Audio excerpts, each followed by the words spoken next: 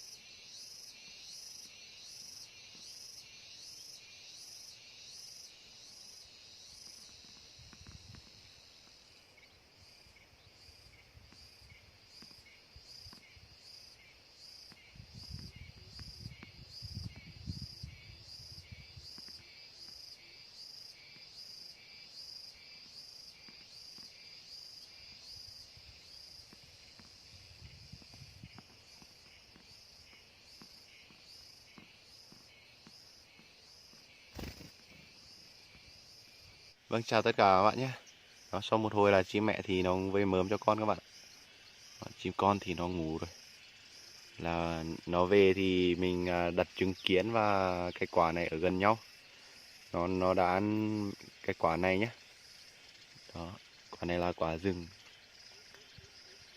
Chắc là chim này nó ăn quả nhiều nên nó chê trứng kiến rồi các bạn. Đó, ăn hết quả luôn và còn để lại trứng kiến. Rồi, video của mình kết thúc tại đây nhá. Chào tất cả các bạn ở những video tiếp theo nhé.